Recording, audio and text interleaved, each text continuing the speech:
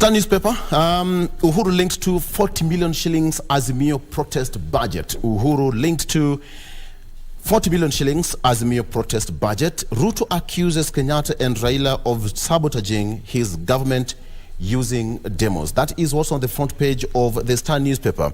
According to sources, the ex-president's office and family have so far denied opposition funding claims. That is on the front page of the Star newspaper. Of course, there's also a story here of our colleague Merab, who passed on. Merab was working with the Daily Nation. Of course, we pass our condolence to our colleagues in the media and to the family of Elizabeth Merab, who passed on a day ago after battling sickle cell anemia over the years. Mercy upon her. All right. So on the front page, let me start with Geoffrey Ruku, Member of Parliament, Mbeere North, already in studio. Mheshimiwa, good morning. Good to see you once again. Good morning. Thank you. How is Mbeere doing so far? Let me start with that. Mbeere is quite okay. Of course, we have quite a number of challenges of water infrastructure. Yes. Our schools, but this is something we have a plan to work on, and we are pushing very well. All right. Justina Wamae, for the first time joining us on KBC Channel 1. Welcome to the program. Thank you, Victor. Some of my colleagues are also happy to see you because you are, most of them, you're a role model to them. I'm humbled. Karibu sana. Asante. The 40 million shillings links to Azimio protest budget. Mheshimiwa Ruku, this is mostly coming from Kenya Kwanza. I'm not able to ascertain this. How true is this info on the front page of the Star newspaper? That is true, 100% true. The government has machinery to know what is happening. Of course, we have intelligence within our country, and there are many intelligence networks working in Kenya. I don't want to mention them, but of course, we know most of them. We have Mossad here in Kenya, we have FBI here in Kenya, we have CIA here in Kenya, we have all the intelligence network of the world, of different countries, are here in Kenya. So nothing that you can do, whether you are politician or a private citizen, and think that it is not, it's a big secret. Nothing is secret in today's world.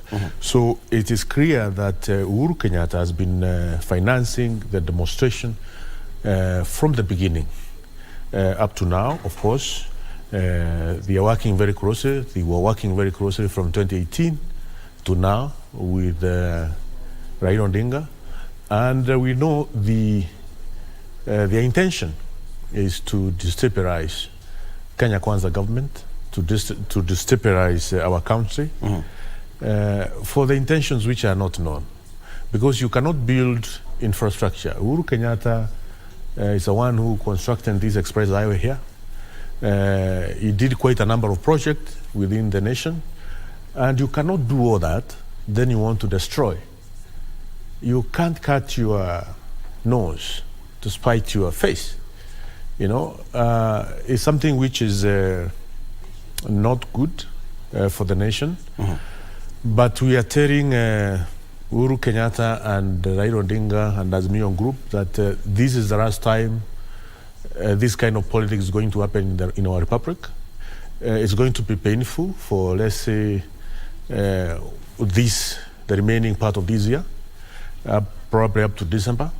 But we are ready to go through the process. Okay. Because the politics of blackmail, conmanship has to come to an end. Somebody is saying because that if you remember, this is a ploy to shift goals and run away from the real debate right now. Kenya Kwanza administration has put in place strategies and programs to ensure the cost of living in our country comes down. They are serious program. We passed a very progressive finance bill. We passed for the first time since independence a very well coordinated budget within the value chain process, which has never been done in the past. So there are strategies in place, programs in place to ensure the cost of living comes down. Of course, you have seen the job creation. The government employed 30,000 teachers, is employing another 35,000 teachers, now is employing 20,000 teachers. The government is doing all what it can be able to do to ensure the cost of edible oils, the prices of edible oils, because this has been, there was state capture in the past in the edible oil industry. We know the senior government officials, very senior in the last government, have shares in some companies like Bidco, like Menengai, and such kind of companies, which produces rockery edible oils. Can you imagine someone going to court to petition the government that by putting that 5% import levy is good for the nation? Okay. You know, it's crazy. Let me start with, let me come to Justina. Let me just get your voice on this. This sounds more of, this is alarming. What's your take on this headline?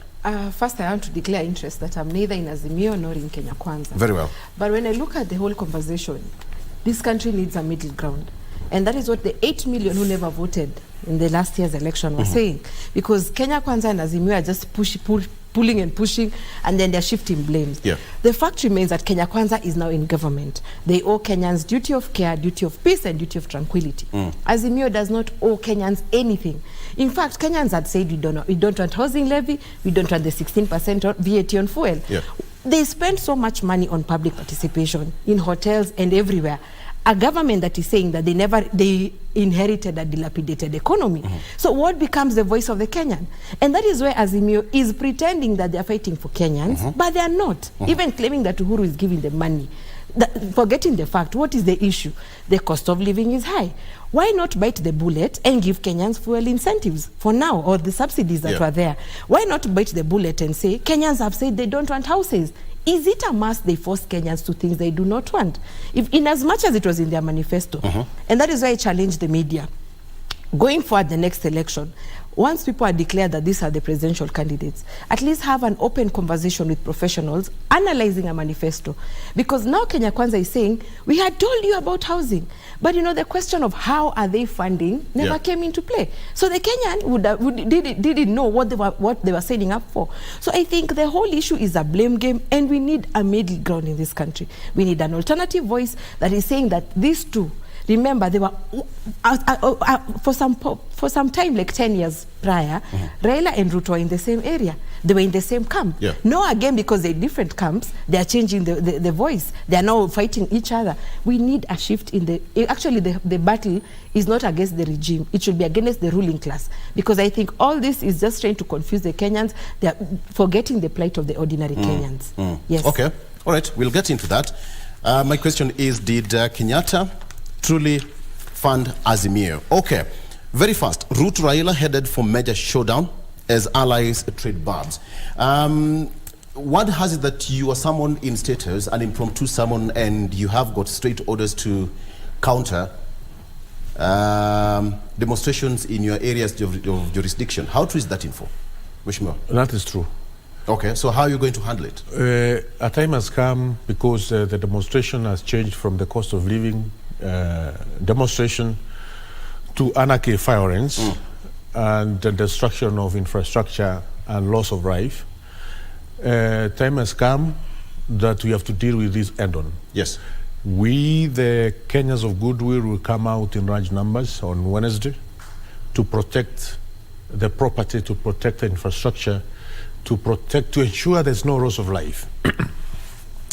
Because what we have seen in the past is violence, is anarchy, is thuggery, is chaos, all financed by Uhuru Kenyatta and Raila Odinga.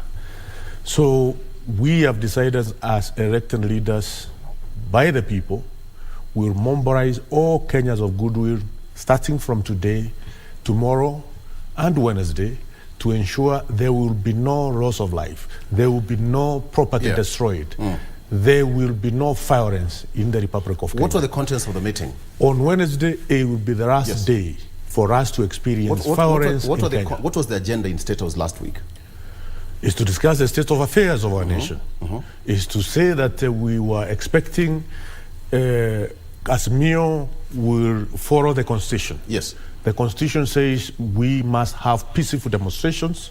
We must have an armed demonstration. Properties have been burnt down. Infrastructure has been destroyed. Rife has been lost. Every single demonstration, there are a number of rights which are lost.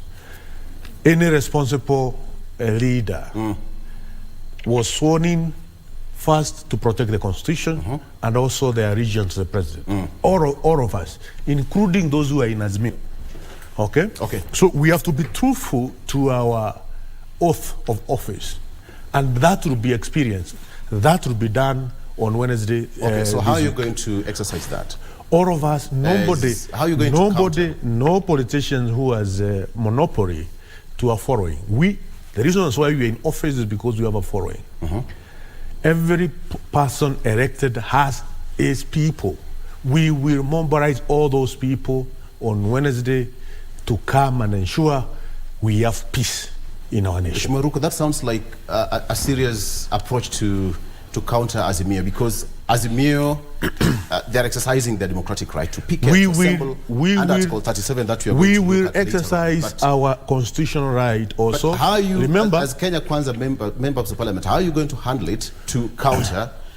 Because we all know what really happens. If police comes and approaches Azimio during their protests, we've seen what really happens. Remember, what's going to be different? Remember the right of other person to enjoy an environment that is peaceful, a natural environment which does not have the chaos which we have seen. The right to public safety and the right to public order.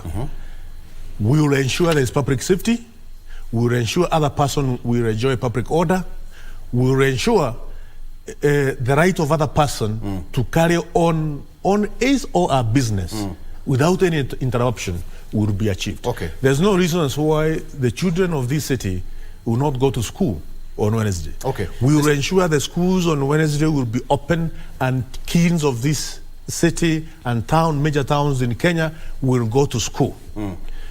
We witnessed last Wednesday, all schools in Nairobi were closed. Why should my children not go to school? Why should the children not go to school? Why? So the thing is, this is coming to an end on Wednesday. Okay. We will face Raila Odinga and his team end on. Okay. What do you make of that? I'm curious to know how they are going to protect. That is because there's going to be collusion. That is a fact. If they bring their supporters, and Azimio have their own supporters, of course it's going to be worse. It's going to be chaos. Not to say that Azimio has failed on the threshold of Article 37. You should be peaceful and unarmed. That is a fact. But I'm wondering now if they add their supporters in the whole mix, it's going to be a mess. And I want Kenya Kwanza to also sit back and ask themselves, this conversation that the president is going around the world, talking about the dollar, about financing, he has told us about CIA. Let's talk about the conspiracy theories. Maybe the fact that he's even touching the currency that is known, you know, probably the ones who are even behind the upheaval. We know what happened in Libya. So first and foremost, even the government should choose their enemies wisely. Don't go around trying to poke people's eyes and then you're expecting to see peace, because we don't know what the international community or the big brother or some thinks about Kenya. So first, let's avoid such conversations that are making us Kenyans to look like we are fighting a system that has been there. Can we first grow our economy? Let us have an argument that the shilling is not stronger because of our internal efforts. So I think how they are going to maintain, because I'm sure the same way Azimio maybe has been paying their supporters, they're going to pay their own supporters, and then it's going to be chaos. Okay, so what's now the work of the hardliners? Because from both sides, Azimio and Kenya Kwanza, it seems that hardliners are now creating that state of war. Based on what you're saying, Mheshimiwa. There will be no state of war. For us in Kenya Kwanza, our work on Wednesday, and actually starting from today and tomorrow, and the work to be done on Wednesday, is to ensure peace prevails in major towns in Kenya. Kindly get me the details. For example, in your area, Mbeere North, how are you going to handle it? That Azimio protesters will have their way, according to Article 37, but you, as a member of parliament, you're going to ensure that there is peace in that area, much as they are going to picket, yes, but there'll be peace. Every Kenyan has a right to demonstrate peacefully. Yes. And to demonstrate in an armed manner. If there's Azimio supporters we will come out in large numbers across the country and demonstrate in large numbers in a peaceful manner. That is okay. You can do that each and every morning, every month, from now to December. But the moment you start banning vehicles, stoning vehicles, what will happen? How will you stop? What will happen? We will be there to ensure it's not going to happen, because also we have supporters. But that should be the work of the police, if you ask me. We have seen police have been overwhelmed in the last week demonstrations. That's what we saw. We will be there to help the police. We are asking the police to cooperate with us. Kenyans who want to see peace in our country, who don't want to see burning of vehicles, who don't want to see public transport paralyzed, who don't want to see express highway federalized. We are asking the police to cooperate with us because we'll be there to ensure that there will be no violence. Let's take a break. There will be no destruction of property and loss of life. I want us to talk about this. But we will not sit in our homes, we will not sit in our offices and just watch on television, seeing what is happening in different major towns or the country, things being destroyed. We will be in the street. We'll be in the street.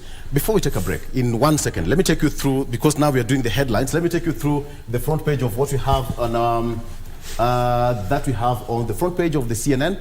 Putin wants Russia. There you have it. Okay. It's misbehaving on me. Okay, let me go to BBC. That's what we have on there.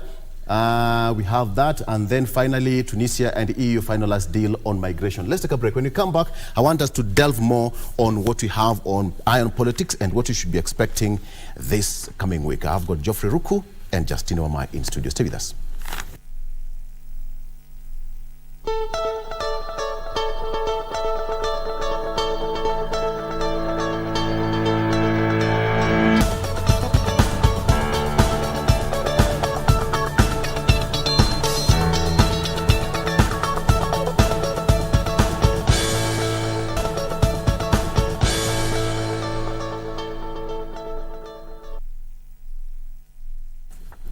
All right, welcome back. Now it's time for us now to get deeper into our discussion here. Let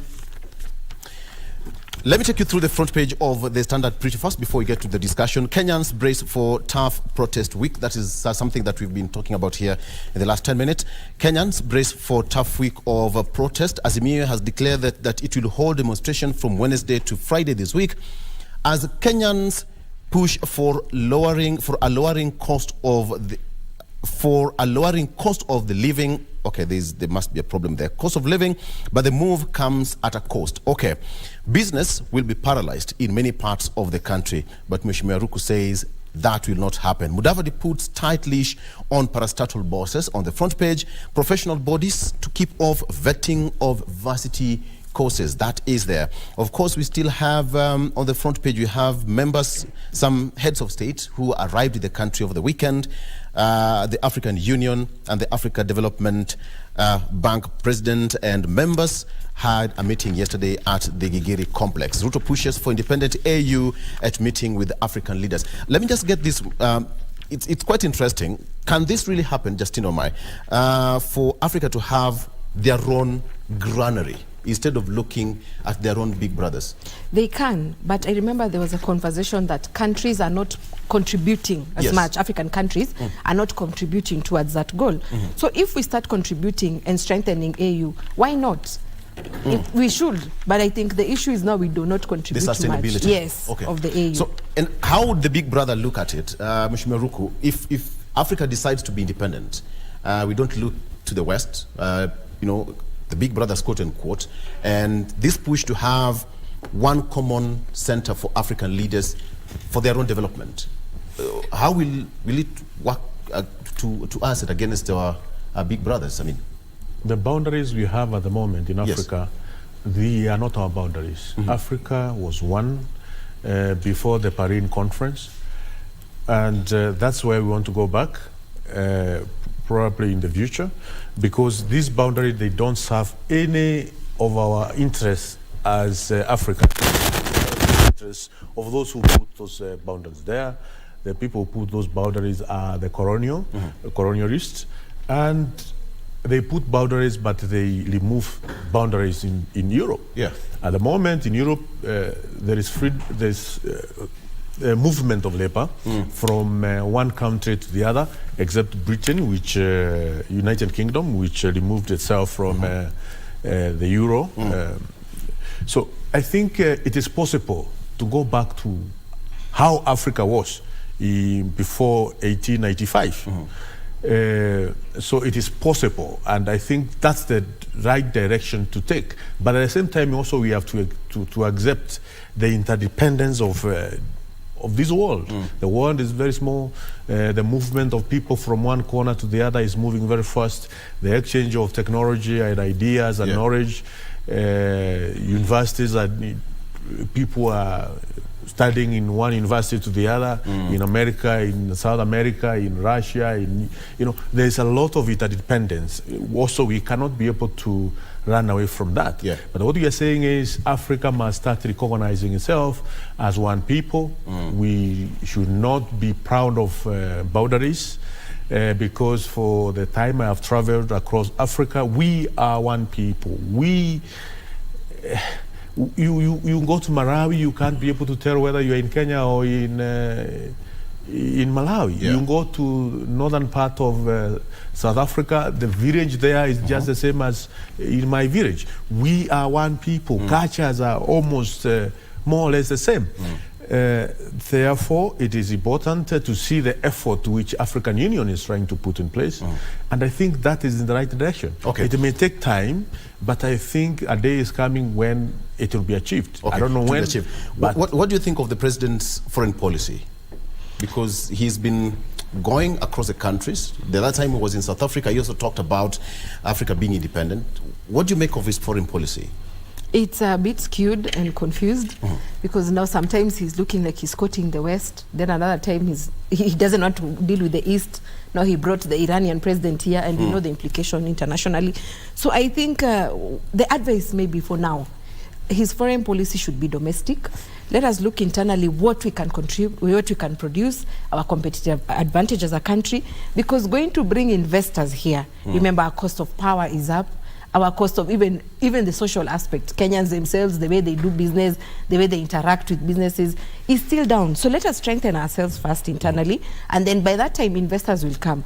Actually, you see, like, it's a waste of money, so to speak. At this point, your government is saying they inherited a dilapidated economy to be traveling around the world, So I think he should first strengthen local resources, what we have, so that we can see where we need other expertise or other people's input. Yeah. Yes. If all the African heads of state were to have the common center for them to operate on, but the question is that issue of the common currency, that is where we should start. But how long do you think it would take for us to have this kind of a centralized area of operation as Africans? I think Africans, we like some form of autonomy, and we feel like our currency is our safety net.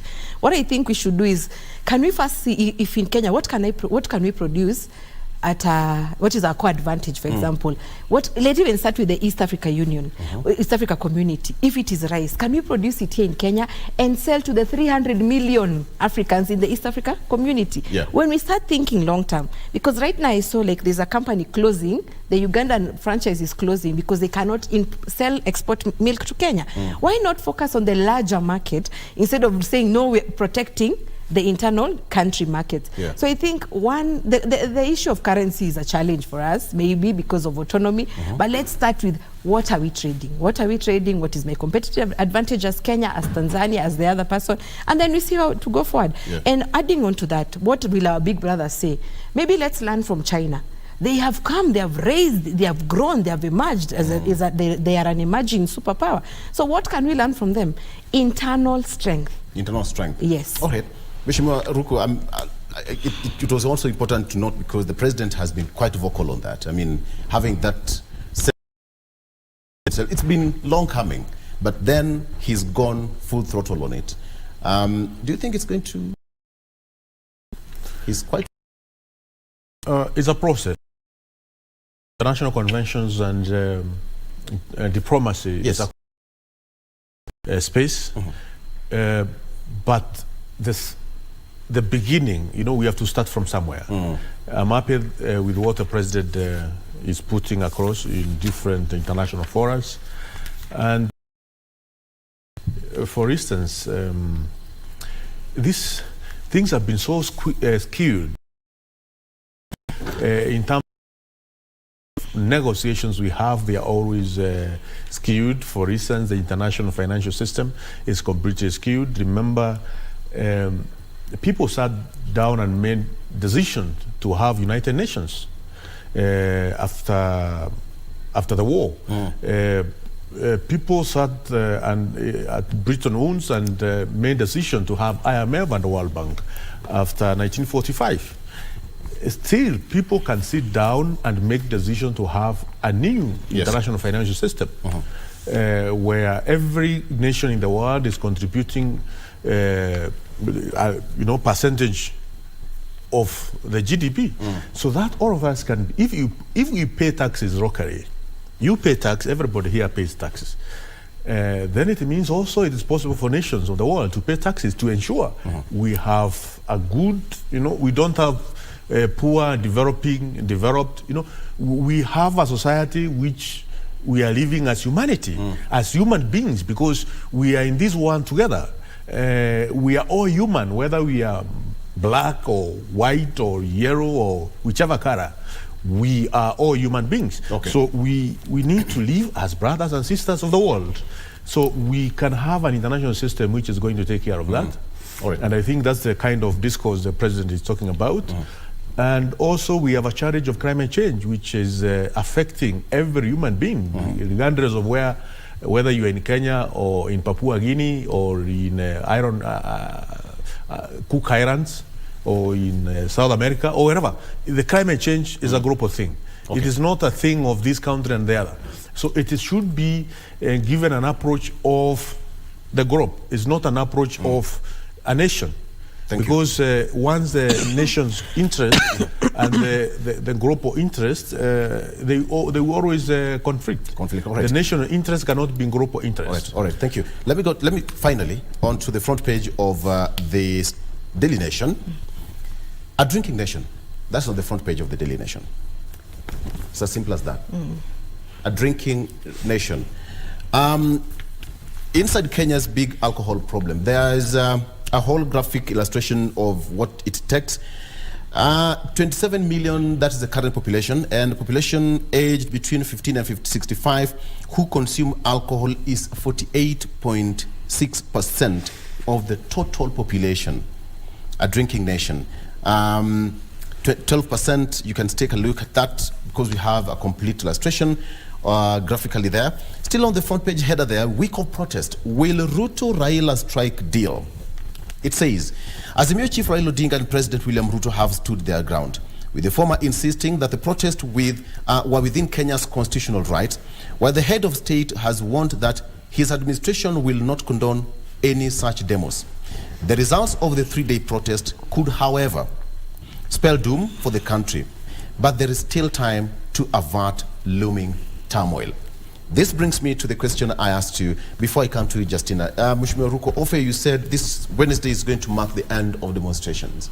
Yes. How? If you look at the Constitution, Article 39, 38, talks about the rights. And those rights are very express.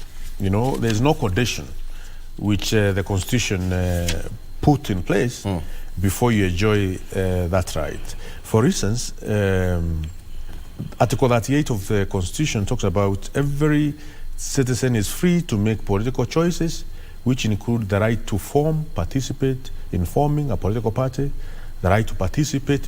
There is no condition. Yeah. It's express. If you go to Article 39, the Constitution also talks about that every person has the right to freedom of movement, every person has the right to leave Kenya. Every citizen has a right to enter, remain. There's no condition. Yeah. But Article 37, which the Azimio has been talking about, that article, before you enjoy the right of to assemble, to demonstrate, to picket, to present petition to public authorities, Constitution put two conditions. For you to enjoy that right, you have to do it peacefully and unarmed. Yes. That's where we are. That's what we are saying, that on Wednesday, we in Kenya Kwanza will ensure this article of our constitution is properly adhered to. That we have to demonstrate in a peaceful manner and in an armed manner. That's what we are saying. Okay.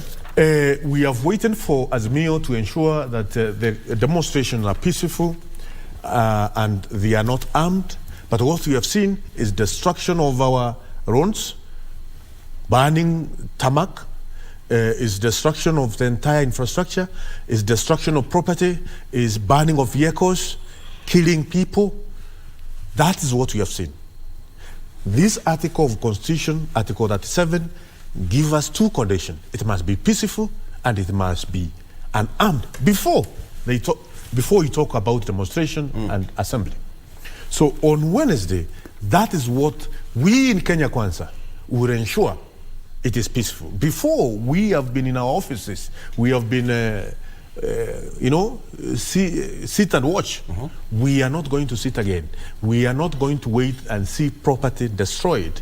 We will be out there assisting police to ensure there is no destruction of property.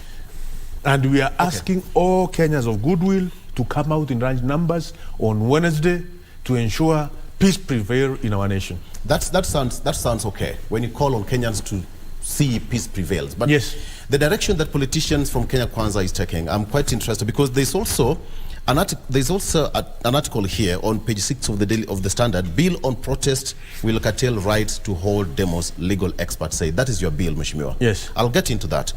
But Mheshimiwa, when you hear all this is happening and they will help the police to protect, to preserve, and to support the police, to give what they call reinforcement. Are we in that situation where now the public will give police reinforcement? I'm actually thinking it's going to be messed up, because if Azimio supporters throw stones, how are they going to protect themselves? I'm imagining Kawangware is the middle of Dagoretti North and Dagoretti South. One is Azimio side, the other one has a UDA or a Kenya Kwanza MP. So how are they going to go about it? So maybe one, it's going to be violent, or two, money will be poured.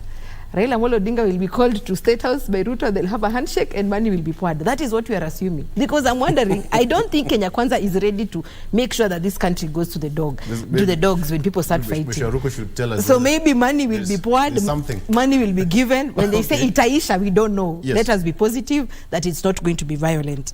But let me also, on the issue of, maybe, can I talk on the alcohol? Yeah, go ahead. Yes. There's something that affects all of us. Yes, alcoholism. When I was growing up, we used to have the advert on Baada ya Kazi. That is when private sector was thriving. Some brand somewhere. Yeah, some brand, Baada ya Kazi. Private sector was thriving. So people, and you even used to see on the advert, people are working, they are still, they're collecting still, they're doing so much after the office, you're going. But right now, there's an unemployment. Guys are saying alcohol as a way of just releasing their tension. And remember, alcohol, the demand is inelastic. Whether you increase price, people are going to drink either way, they'll just look for a cheaper option. Yeah. So I think instead of controlling the drinking itself, what is government doing to provide a conducive environment for businesses to thrive? Actually, public sector is not supposed to be the single largest employer. Private sector is supposed to be the employer. So when they come with punitive rules that are making even the guys in Kenya, the investors, to decide to go to other countries, then they're also making Kenyans, they're the ones who are pushing Kenyans further into alcoholism. And also there's something else on climate change. I'm still curious.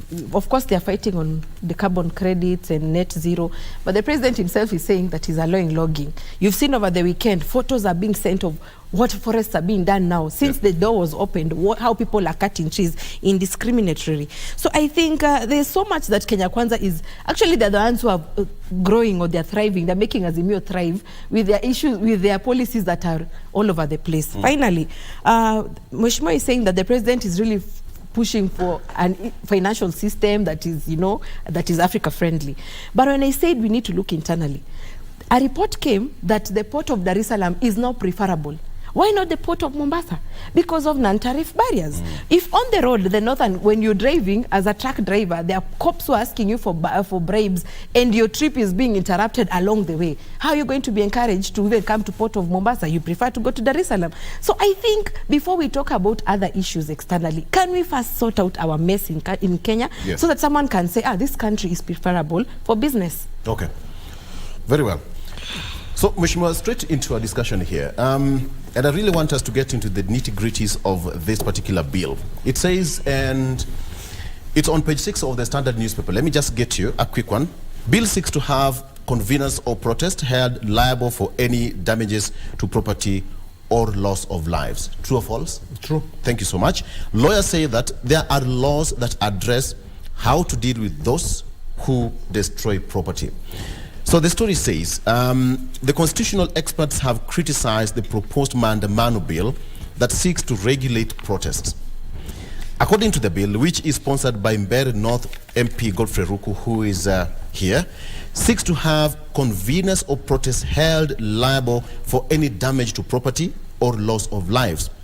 It proposes that conveners must be held liable for the damage caused during riots, and those participating in illegal protest be imprisoned for a year. True or false? True. Allow me to get into the nitty-gritties because I don't have a copy of this one, Mheshimiwa. We only have two ways to change the constitution: through parliament and through the popular initiative. How are you going to enact this bill? One, we are not amending any constitution.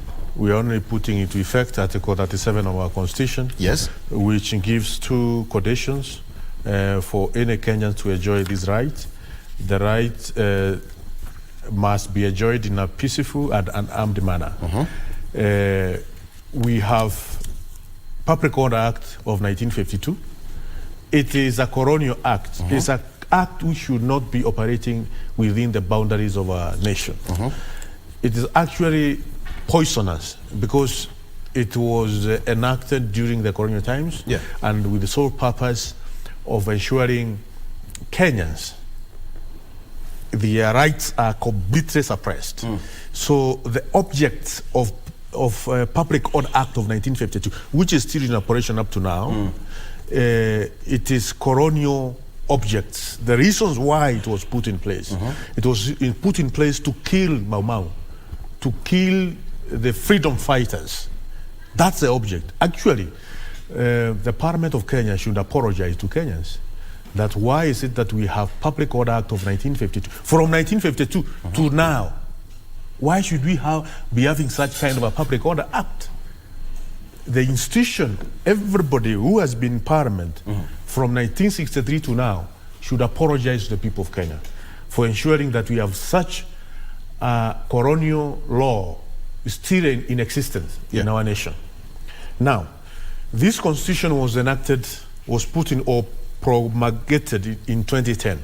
So our constitution is 13 years old at the moment. For 13 years, Article 37 of our constitution has not been put into effect. Articles of the constitution, the ones are normally put into effect through an act of parliament. It's only members of parliament, either in the Senate or in the National Assembly, who can be able to put an article of a constitution into effect.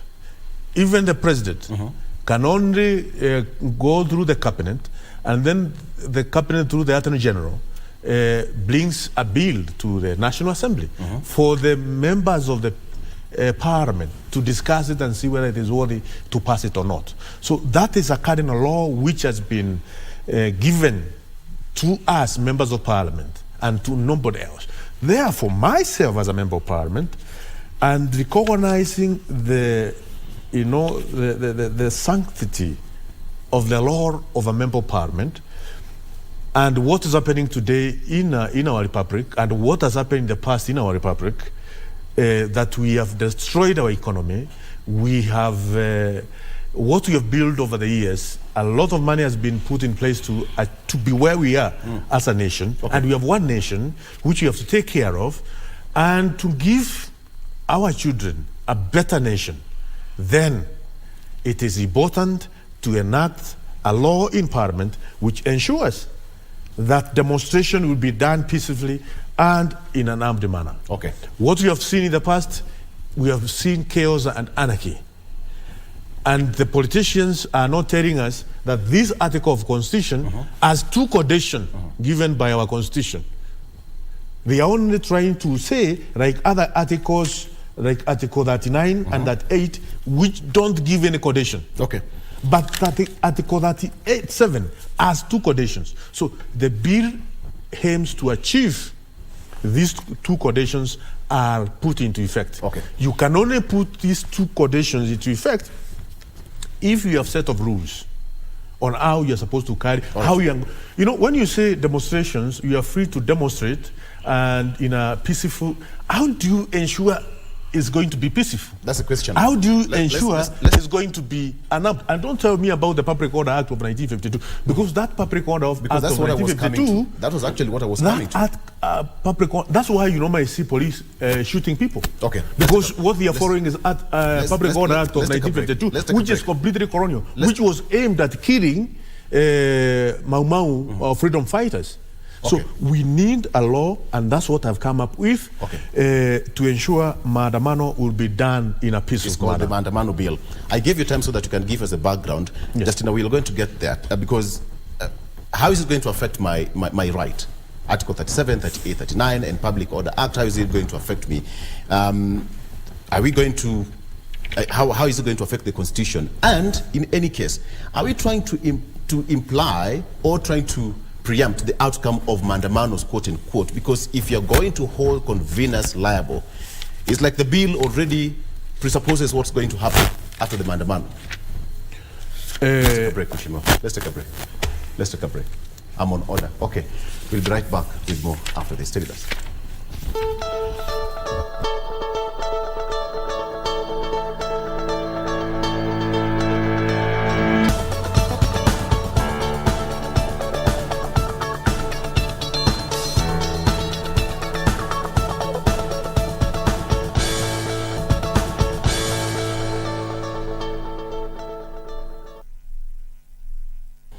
Thank you so much for staying with us.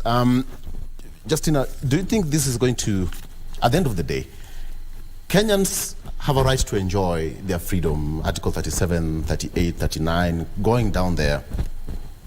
But when you see that kind of, this kind of bill, Mheshimiwa, you'll give us, you said you don't have a copy today, but, okay, e-copy. How is it going to affect our rights if such kind of a bill passes through Parliament? Of course, you know, when it's taken to the floor of the House, the debate is going to be there. Kenya Kwanza, they have numbers, and a lot will have to go through stages before it's assented to. How is it going to affect your right and my right and Wanjiku's right? First, I'd like to give the context of an ordinary Kenyan. Go ahead. Victor, we go for parties and guys are having fun. The next minute, people are fighting on that corner. Yeah. You don't know. That is the Kenyan behavior. Let's first accept that. I don't know whether we get overly excited about things, because I think even when they start the Maandamano, the intention is supposed to be peaceful. At the end of it all, you see there's so much chaos, people are fighting, loss of property. And let me give on Article 43 of the Geneva Convention. It says they should be picketing and that protest, but it must be peaceful. The threshold must be peaceful. So Article 37 also says that you should be unarmed and it should be peaceful. So on this one, I'm supporting Mheshimiwa, because when you look at people who have lost property over time, look at 207. Many people's properties were lost, many lives were lost, but there's no conversation about that. People always move on for some reason in this country and they forget. Now I'm saying that Azimio, through the Wiper leader, they're saying that they're going to report the police, inspector of police, to ICC. And my question is, and where will we report the people whose properties have been destroyed? Where are they going to report? Where are they going to get compensation and recourse? So I think affecting our rights, remember, Victor, there are people who, they're aggressive, they want to go for Maandamano. But there are other people who are like, I don't want to involve myself. I'm not aggressive, I don't want to be beat up. So where is diversity and inclusivity if I'm not going for Maandamano, but my property is destroyed because I didn't go? So somewhat, they are also discriminating people. Let Maandamano be a matter of individual choice. If you want to go, you go. And me who doesn't go, allow me to open my business to continue with my day-to-day life. So I think because acts come to operationalize the constitution, Yes. and like you said, you only have the Public Order Bill 1952. It's about time we have also an up-to-date way of controlling things, because Kenyans, sadly, we have to be controlled. That has been nature of politics in the country. But do you think that if it passes, Mheshimiwa, it's going to limit that right of Article 37 to some extent? Not at all, because the object of this bill talks about, first of all, it recognizes, this bill recognizes the right of Kenyans to assemble, to picket, and to demonstrate, and to present petitions to public authorities. But my brother, you know, if today you are arrested for participating in a violent demonstration, do you know it will not be able to sustain that case in a court of law? Because you have to get divinations done properly. When the Constitution talks about assembly, what is an assembly? We need someone to define what assembly means, so that our judicial system or administration of justice can be able to have a clear definition of what assembly means. Today, if you are trying to go in the court of law and define what demonstration is, do we have a law that is defining what demonstration means? Yeah, that's what we the don't bill have. seeks to We don't highlight. have. So in this bill, demonstration is clearly defined what it means. At the moment, what is it? What is it? Demonstration means an act of a group of persons associated under common objectives, parading around or displaying their will or vigorous determination in public places available for free movement of the general public, such as roads and parks, with the aim of exerting influence or the opinion of a large number of unspecified persons, or overwhelming, or overwhelming them. Okay, you understand? That's what I'm defining demonstration as. And of course, the bill will go through debate. If in case there's changes of what the definition means, it will the demonstration. I mean, the change will be effected. Will be done. Amendment will be done. But also, you see, at the moment, we talk about people coming into large numbers in streets. Do we have someone who guide the people? You are the ones who want to have a demonstration because of a certain reason why, which is not going well within the country or within your place of work. You have a right to go and demonstrate. But we need demonstration to be guided. And that's why we're introducing a marshal. Someone to be on this side, another one on this side. You can have 100 marshals, you can have 20 marshals, you can have 1,000 marshals, depending on the size of the crowd, to ensure the crowd is properly organized, you know? At the moment, do you know the meaning of organizer? On Wednesday, we'll be having demonstration. Who will be the organizer of those demonstrations? Legally, can you be able to pinpoint and say, it is Raila Odinga who is the organizer of this maandamano? No, you can't. So we need to put a system in place whereby the organizer of demonstration is clearly known, and it can only be clearly known when you go to notify the police, because that's what the Constitution says. You go and notify the police, you'll be having a demonstration. Okay, you are told, okay, this is the form, please fill your details as the organizer of the maandamano. Okay. So that we know, in case of loss of property, loss of life, then we'll call you and to tell you the Constitution says the demonstration must be peaceful and unarmed. Your demonstration, the one you organized, they were not peaceful. Yes. There was fire. Please, can you go to court and explain why? Why? Justina, and can you also explain it is not you who caused those demonstrations be violent? All right. So we need to have all these details put in place for our nation to be a democratic nation, a democratic society, but also a very civil society, well-organized society, disciplined society, so that we can have a predictable economy. We need to have. Do you know how much we are going to lose? How much we lost on Wednesday? How much we are going to lose this week? This law sounds academic. You and I can understand, and Justina can understand, but the common mwananchi, people who will be told Wednesday, Thursday, Friday, Mandamano straight, do they really understand? What's your take on this? I'm thinking during the Sabasaba, there were people who were arrested and they said they were civil society. That is when we saw Willie Mutunga was tear gassed at Central. But when on Monday they went to court, the DPP had no charges against them. You remember? They were just released. So I think there's a lacuna or a gap in terms of now the law that which they're going to be charged by. Maybe they'll say, yes, we had a marshal. They can argue their point because civil society were insisting that they were not part of Azimio Mandamano in Kamkunji. Theirs was peaceful. They had marshals, but they were arrested on CBD. So probably that time they're going to do, if the law is in place, we're going to be told if you're demonstrating, be at a certain point. So maybe it gives the legal framework for where to argue your point from. So when you tell people that when you're arrested, you have a legal basis to say we had marshals and the police were unfair, or until the police came, that is when there was violence. So I think the bill is very important. But we still have the other thing brackets also, even in this law. bill also gives a responsibility for police on how to conduct themselves. At the moment, the Public Order Act, the one we have on 1952, it gives police that colonial way of approaching things, of suppressing everybody, ensuring you kill the situation, you know, in a forceful manner.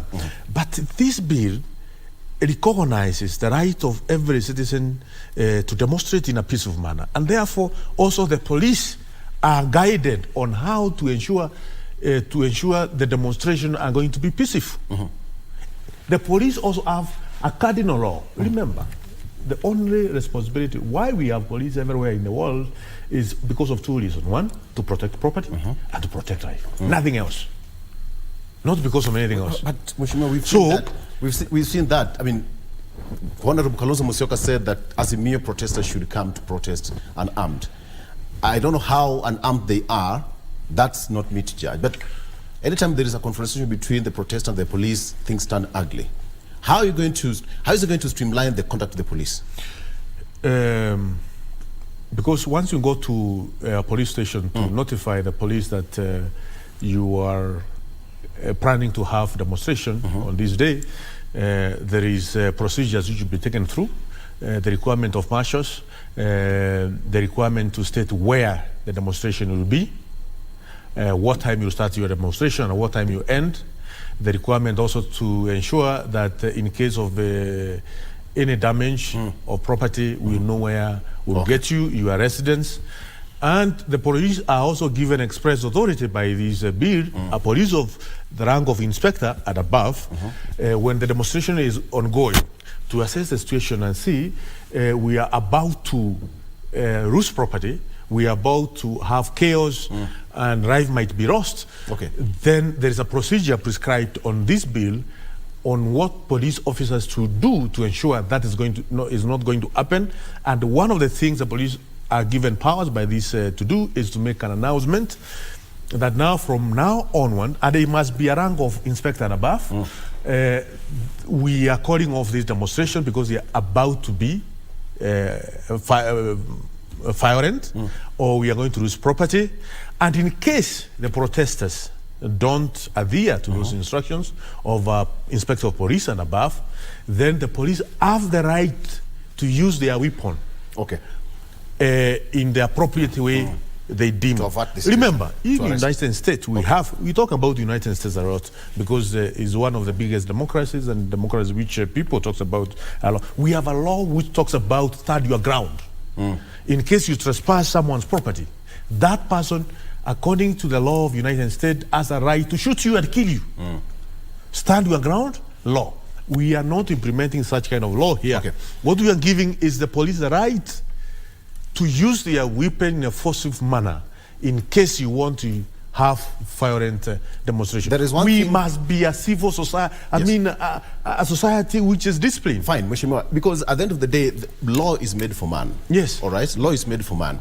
But the moment you start having such bill, you're still the process going to Parliament and for debate and what have you, but you still have such kind of bill. I'm still just curious about how Wanjiku and the common mwananchi is going to receive it. Because there is liability. all right, just hold, because the common mwananchi is going to say, all right, umepeleka sheria bungeni so that our rights are going to be curtailed. But human beings are creative.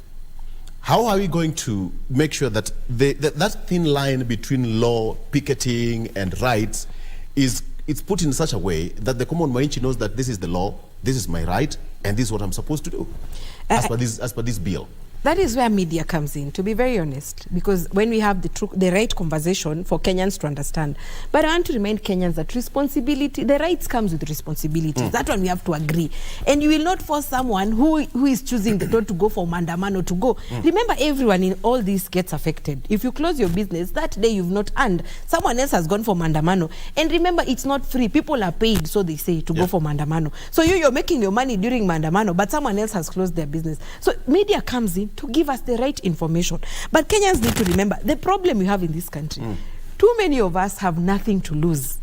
You know, if we had something to lose, all of us had something to lose, maybe we would behave well. When you see someone's tomatoes, you're respecting that person's tomatoes. You're respecting that this person has a shop, he's selling juice, that is his daily bread, you know. So I think also it goes back to government. How are you empowering the ordinary mwananchi? What do you mean too many of us have nothing to lose?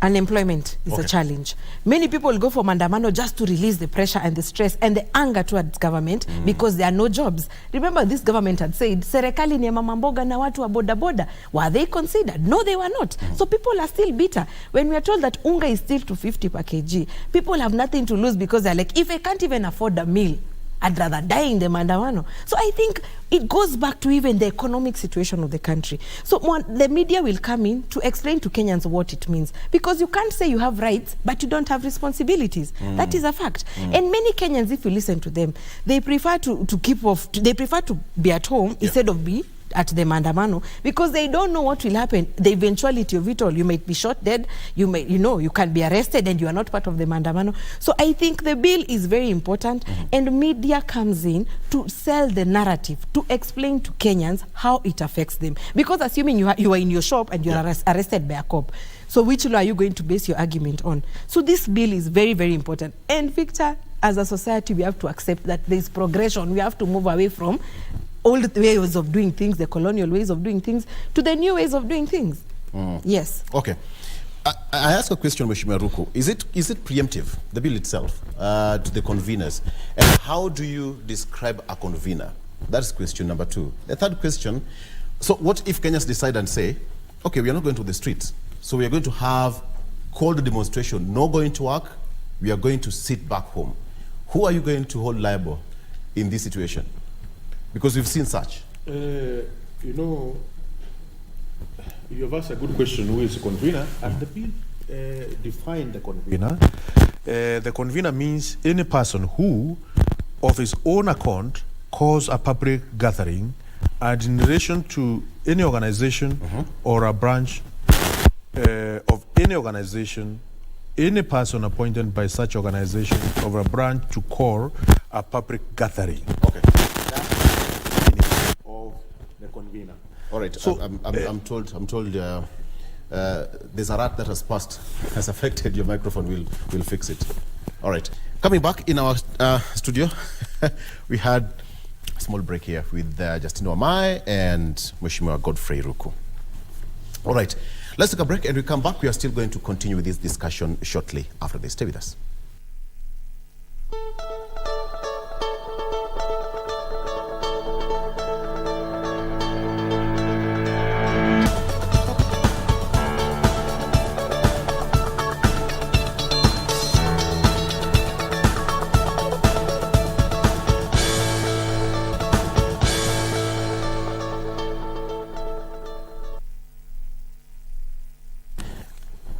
That is now the signing ceremony at the Villa Rosa Kempinski between the Ministry of Information and Communication and the Digital Economy, signing of the Memorandum of Understanding between the Ministry and the United Nations Development Program.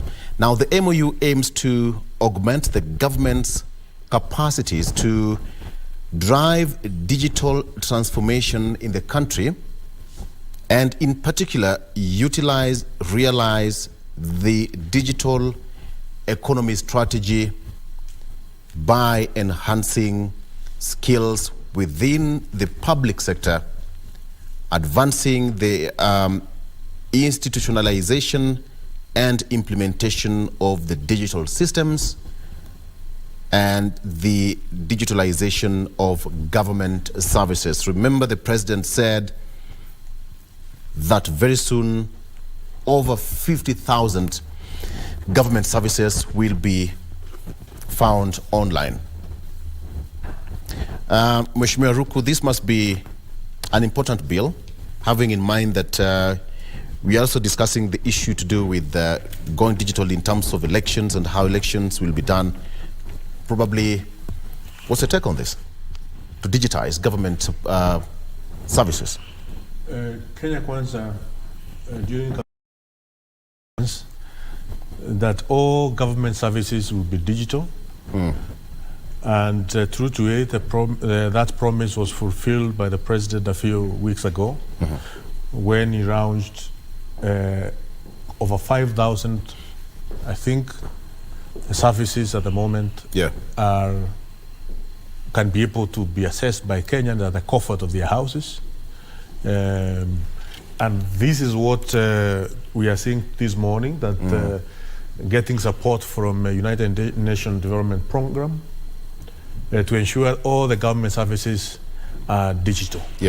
This is a great stride in making government services efficient, so that the bureaucracy and land tapes which citizens experience going to government offices in terms of getting birth certificate, getting ID, getting birth certificate, getting passport, getting good conduct certificate, registration of RAND, getting stamp duty, getting paying taxes, getting tax compliance certificate.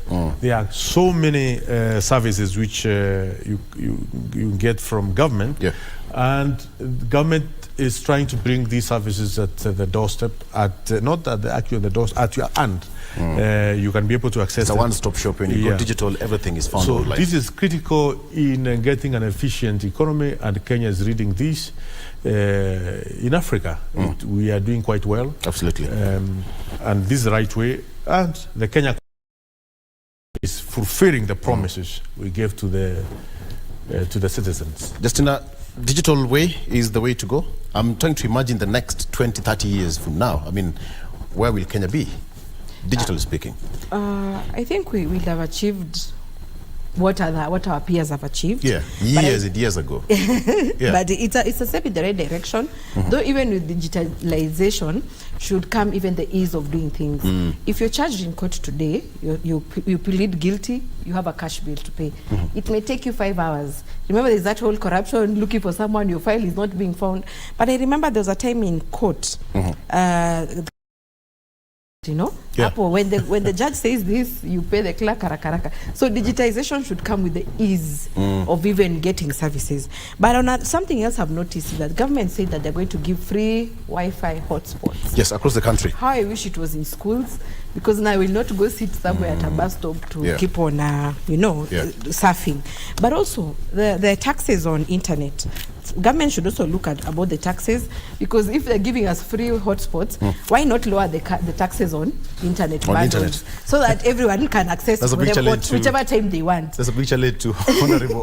Because remember, Mheshimiwa, if you look at Facebook, for example, if you look at Facebook, Mheshimiwa, on Friday when you post, during the week, so many people are seeing your post, but over the weekend, these are slow. And then on Monday, people are again online. It means people make use of the Wi-Fi at the office. So let's make internet bundles affordable. That has been done through the finance bill, and we're asking, of course, it is in court, the process to be expedited so that Kenyan can enjoy low cost of internet or internet bundles, because there's a deduction of excise duty on internet.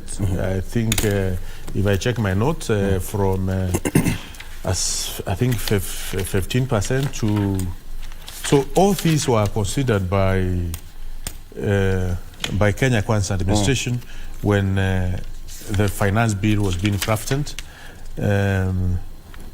So we expect to enjoy low costs of excise duty on telephone and internet reduced from 20% to 15%. 20 to 15. 20% to 15%. Okay. But so, they increased mobile transfer charges from 12% to 15%. So exchange program. So you can only transfer money if you have money. Yeah. So it is a fair thing. There are quite a number of things which were decreased. That is taxes removed, so many of them, and we don't want to go back to that debate at the moment. I think so, because we are in that debate for quite some time, for a month or so, when we are discussing the finance bill. Yeah, all right.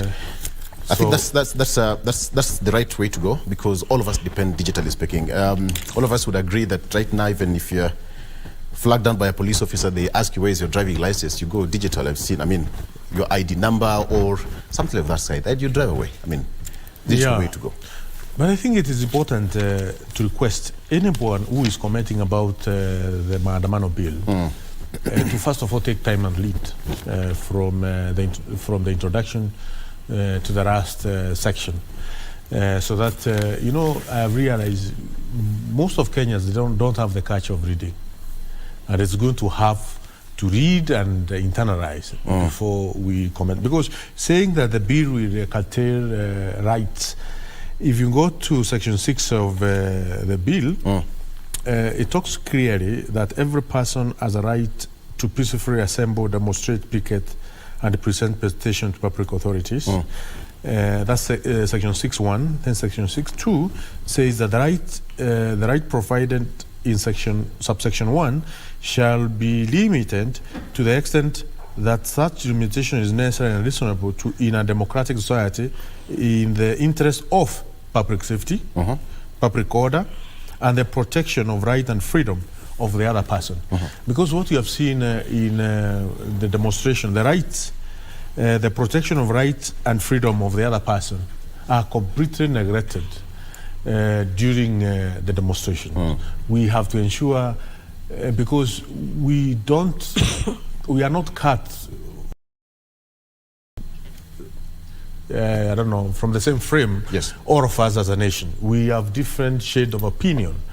So for those who have different opinion, their rights must also be protected. Their freedoms must also be protected. This constitution should not only protect the right of those who want to demonstrate, but also it should protect the right of those others who don't want to demonstrate. And more so, the right of our children to go to school on Wednesday is a cardinal, is an extremely critical right which we have to protect. The right of children to go to school. What have the children done? They never voted. They never participated in any elections. They don't know even what demonstrations are. So why are we making that our children are not going to school? It is their right. It is the same constitution which talks about that every child has a right to education. Then we ensure on Wednesday children not go to school. Okay, so we have to ensure the protection of right and freedom of other persons are respected, and we can only do so by coming up with a piece of law that is guiding the nation towards achieving that. Right. I want us to come to a close before we get to the last bit of our discussion before we finalize. There's that part of the bill which says that the bill further outlines a prohibition for picketers such as that requiring that they do not wear any form of appeared that resembles any of the uniform worn by the security forces, including the police and Kenya Defence Forces, possess any offensive weapons, or wear any apparel or item which obscures his face or prevents his identification. And of course, it also says that they should not have things to do with the placards, billboards. They should not... No. It doesn't say that. It says they should not carry placards which are inciting the public. Okay? It doesn't say that you should not carry... You can carry placards, but they should have messages which are not inciting the public. Okay. Yes. So, you should not also wear military fatigue. You should not also wear police uniform. It is important. So what is the stage of this bill as you speak? It's at the committee stage. We expect, once we resume on 25th of this month, we will go to the committee, or I think the Committee of Justice and Legal Affairs, where I will take the committee through each and every section of the bill. Then immediately after that, it will come to Parliament for the first reading. All right. Before we finalize, your take on this bill. It's quite contentious because it comes at a time when Kenya is going through a lot, politically speaking. But does it mean that when you're doing it, it's because the shoe is on this other side of the feet? Have you looked at 20, 30 years that you might find yourself on the other side? Remember what the president, deputy president said the other side in Bomas? I will be ready to do demonstration in a peaceful manner. You don't need to destroy property and injure people and paralyze public transport for you to do demonstration. I have seen demonstration in Israel where they demonstrate even a month, and you will not see any loss of property, you will not see any person injured because they are civilized society. We need to be a civilized society. Okay. Justina, your closing remarks on that? On the bill, I think Kenyans need to understand that rights come with responsibilities. So it is prudent that today you may want to go for maandamano, but tomorrow you have a job and you don't want to go. Then how are you going to be protected? Will you be safe on the jam, or someone will come bash your windscreen and all that? So I think that bill is progressive.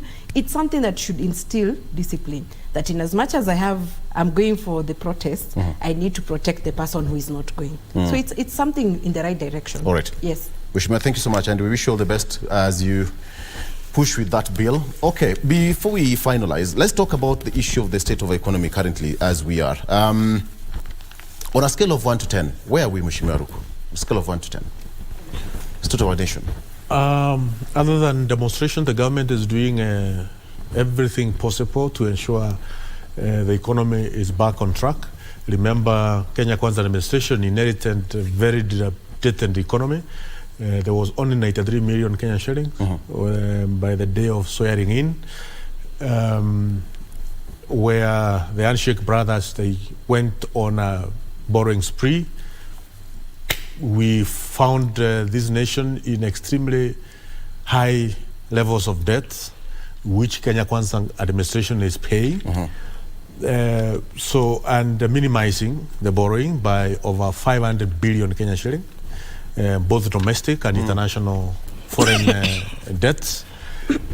So remember the investment which Kenya Kwanza government has made in education is the highest, 59 billion in this year's budget. So all the necessary aligning different sectors of our economy with the budget has been done, and we'll be seeing the fruit of what the administration is doing by next year, July, when we're going to another budget. Other than demonstration, Kenya Kwanza is doing extremely well. I can give it at around 8.5 out of 10. Okay. This other of demonstration, we are going to deal with it come on Wednesday. It will be the last day of organization of violent demonstration. I'm quite curious to see what will happen on Wednesday. Wednesday is the last day when we'll be experiencing violent demonstration. Promise me you'll be here back next week on Monday. Yes. Thank you so much. Live on air. Out of, on a scale of 1 to 10, he's given Kenya Kwanza 8.5%. Where are we, generally speaking? Not 8.5%. 8.5 out of 10. Out of 10. That's 85%. Okay, fair enough. Yes, so too generous. My scaling is as a business person now, not in politics. 1 out of 10.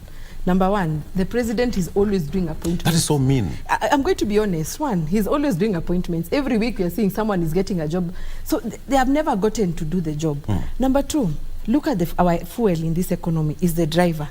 Remember, many people, even when you see the drivers, the matatu drivers striking, because if you put fuel of 5,000, that is your stock for that day, if you're in transport. But you ask yourself, what is this for 5,000? What is it going to give me at the end of it all? What are my profits? So they have failed on that, and I think they need to give us back the fuel subsidies. Remember, in as much as it's a global issue, you have to hedge yourself, hedge your citizens from these global challenges. So they have the money, and they shouldn't tell us it was a dilapidated economy. Rigathi Gachagua told us during the first Maandamano that the government lost 2 billion. So they have been collecting money here and there, but they're not using the money on priorities. All these travels, and when a president is moving, remember, in terms of logistics, it's a cost implication. Kenyans are seeing on social media that a CS has a watch worth 1.4 million. So Kenyans are wondering, you're raising taxes, you guys are eating well, and us are struggling. So from an SME perspective, the economy is doing poorly. Kenyans don't have money. There is no circulation of money in the economy. And even someone who is selling food right now is saying they're not selling tomatoes, they're not selling onions. They're wondering whether people are eating boiled food or what. So I think the government should stop looking at even those investors, the big investors. Look at even the small mwananchi. What are they saying on the ground? Even Mutumba people, they no longer sell clothes. Are you going to buy food or clothes? So I think 1 out of 10 is fair enough, and it is challenge for them to pull up their socks and give Kenyans what they promised. Mheshimiwa, if you are to sit on the other side of the aisle, leave alone being on the Kenya Kwanza, and assume that you are sitting with the likes of Martha Karua, Honorable Raila Odinga, etc., what alternative would you give, apart from going to the streets? I would tell the team, please go to different corners of the country in a peaceful manner. Tell them what you do best or differently from what the government is doing. And come 2027, probably would have convinced Kenyans to vote you. And you form the government. This business of just running around Nairobi, they will not be able to form the next government. Yeah. So I will tell them, please do what we call retail politics. So one place at a time. Go talk to people slowly, endear yourself. Let people know you are not that bad, you are not that violent. And that way, probably by 2027, they will have convinced the masses and they will form the next government. Yeah. But this business of just making announcement, and let's say meet in Kamkonji, even William Ruto can make announcement and say, I'll be in Kamkonji on this day, I'll be in Woodpark on this day, and they will. People will be there, but do you know those people? Yeah. You need to have one-on-one touch with the people. Raila Odinga need to have a contact in Mbeere he can call. Today he doesn't have. You need to have a contact in different constituencies. You can only do that if you sit down with people, you eat with them, you dance with them, you listen to them. So you need to populate his phone with contact of humble people, not just brokers. Real people down on the ground. People live in their spaces, in their villages 24/7. Today, William Ruto has a contact almost in each and every division in this country. Someone they have a direct touch with, and that person is not a teacher, is just a commoner in that village. You can be able to pick a call and say, I'm going to call a village in Siaya and talk to someone. All right. Justina, I'm quite curious to ask you this question. When you're on the campaign trail, of course you had your manifesto, you had your blueprints, whatever you're going to deliver. So let's be hypothetical this one. Assume that you won the election. How would you and Professor would have run this country, politically speaking, for it to be stable, devoid of such what we're seeing right now? It's a tough question because... Taking you back to where I left. Yes. It's a tough question because remember, as a leader, you need to have a spine, you need to have a stand. So I think we would have been at the risk of some external forces infiltrating what we are doing. Remember, we didn't have MPs, governors, and those all other positions. So probably it would have been a difficult task. But something I can say that I have done now. Many Kenyans were asking me, you told us at that time you were speaking about legalize marijuana. Yes. So what happened to that conversation? Because you told us it's not for smoking. So I've taken to the petition to the National Assembly using the Procedures Petitions Act 2012 to decriminalize industrial hemp. We do not want to smoke or do, even someone who wants to smoke can smoke it. For purposes of using it as a raw material which is short cycle. Remember, it grows in 4 months, and also it's environmentally friendly, because we need industries in this country. So I think it would have been a tough task for us if we had won. But let me add, if it was the alternative. Exactly. Because I'm also not in Azimio Kenya Kwanza. One, I would remind Kenyans, all my supporters, that when Uhuru Kenyatta had said he's not going to give the sword to a thief, but because Uhuru Kenyatta was briefed, he had undiluted information about who won. That is why he gave William Ruto the power. That one we need to be very honest. Because I think if Uhuru had known that Ruto did not win, then maybe he would not have passed power to him. Number two, we need to tell Kenyans the truth, that the minority sits in the oversight committees, you know, they have power there on the floor of the house. Or the other approach, which is not going to affect the economy, is through what the courts, what Omtata has done. Because at the end of it all, you as an investor, you look at a few things like political stability, environmental, economic, legal framework, and even the social aspect, you know. So I think the more we are having the chest thumping from both sides, this country needs a middle ground. People who are saying we are not going to be part of this regime issues, the part of ruling class issues, we just want services. Yep. So it's important to tell Kenyans the truth, that as it is now, we need to grow. Why did China grow? China grew because of continuous improvement, because of honesty, because of meritocracy. We need to be focusing on those things if we want to be a leader in Africa, if not the world. Allow me to treat that as your closing remarks. Do we have hope for this country? Yes, we have hope, but we have hope only if we shun big money spent in campaigns. To be very honest, Raila is not doing this for himself. There are many people who funded his campaign. Kenya Kwanza is not doing this for themselves. They have many people who funded their campaigns. That is why we are seeing even Palmer is being noted in the edible oils. So you as an individual Kenyan, can you support political parties from the grassroots? Stop expecting Mheshimiwa kuja na pesa. No. Own the process, invest in the process, so that when someone is doing anything, you'll remind them, I gave you 5 shillings and I want you to behave. This is what's supposed to do. Yes. All right, Mheshimiwa Ruku, final remarks. We are calling Kenyans to be peaceful on Wednesday. Kenya Kwanza members of parliament and leaders will ensure that we have peaceful demonstration. All Kenyans of goodwill to participate in this peaceful enforcement, that we have peace in all our towns, no property will be destroyed, and to assure Kenyans that the government led by William Ruto is doing all what it takes to ensure we have a proper working economy, which is going to create jobs for all the young people and everybody within the economy. We are going to ensure, we're going to enjoy the cost of living coming down, but it's going to take some time, probably up to July next year, when the effect of this budget, which was read this month, or last month, sorry, will be taking to effect. And we'll be forwarding to Parliament very progressive bills to ensure Kenya as a society is well guided with progressive laws. Or laws to do with demonstrations as the one we have, laws to do with elections, sustainable development law, and other laws to ensure our society is well guided. Right. Thank you so much. Thank you. Justina Wamae, progressive politician. She was the running mate to Professor Jako in the last general election and the Roots Party. A very strong lady here in our country, and of course Geoffrey Ruku, member of Parliament, Mbeere North constituency. Thank you so much for joining us on the show. It's 9 on the dot. You as a viewer, asante sana for being part of Good Morning Kenya. This is where we wrap it up, but my colleague Vivian Ndego has an amazing interview. This gentleman has been walking across Africa on foot. What is he up to? Vivian Ndego has that after this. Stay with us. Good morning. I'm Victor Lobaba.